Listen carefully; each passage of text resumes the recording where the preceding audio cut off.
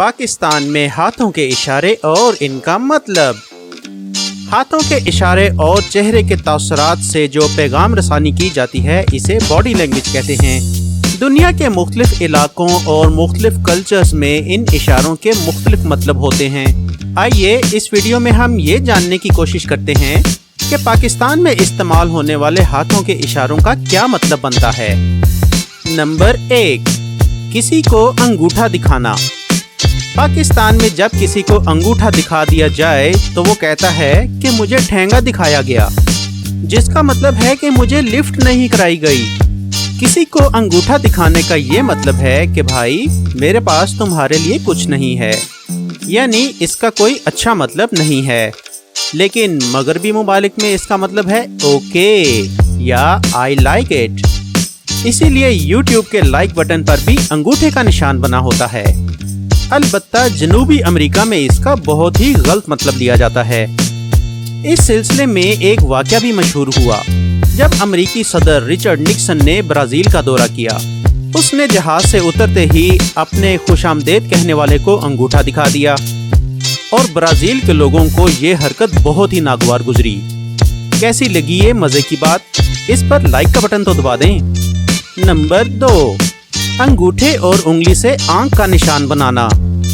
हमारे यहाँ इसका वो मतलब है जो अमेरिका और यूरोप में अंगूठा दिखाने का है, यानी इजहार पसंदीदगी। तो जब आपने किसी को कहना होता है कि क्या बात है, तो फिर आप इसको यही निशान दिखाते हैं। नंबर 3, दिमाग की तरफ इशारा करके उंगली घुमाना।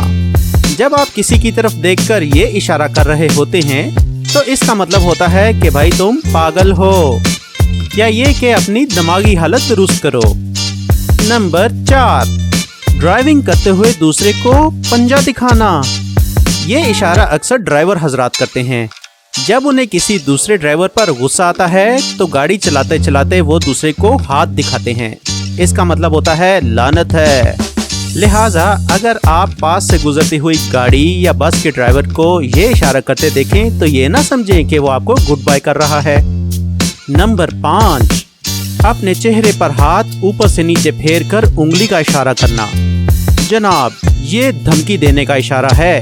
इसका मतलब होता है कि भाई जरा मुझसे बचना, अब मैं तुम्हें छोड़ूंगा नहीं। अगर आप ऐसा इशारा देखें तो बेहतर है कि सुलह सफाई से काम ले लें। नंबर 6, अपने दाएं हाथ की उंगली से दोनों कानों को बारी बारी टच करना।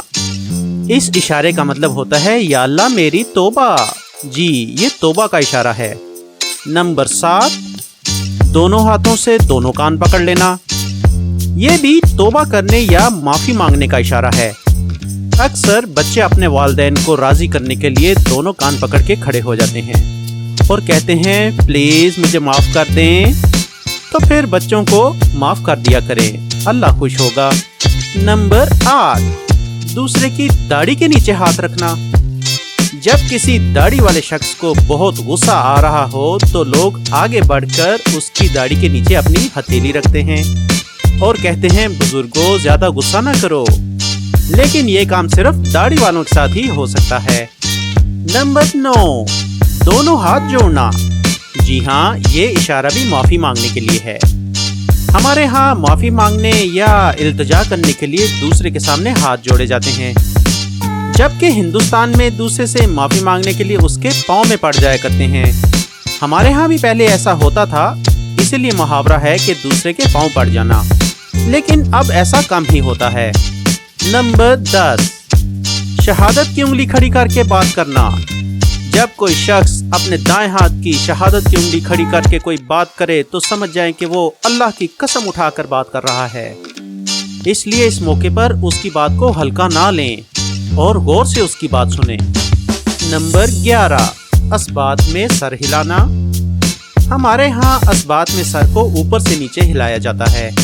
आप सोचेंगे कि ये तो बिल्कुल ही एक आम सी बात है, लेकिन कई अफ्रीकी मुमालिक में दाएं बाएं सर हिलाकर हाँ किया जाता है ना मजे की बात? जरा लाइक का बटन तो दबा दें।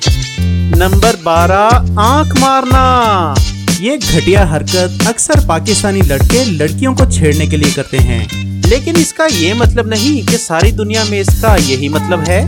مثلاً چین میں لازمی نہیں کہ لڑکا لڑکی کو آنکھ مارے، کوئی دوست دوسرے دوست کو آنکھ مار کے کوئی خفیہ اشارہ بھی کر سکتا ہے۔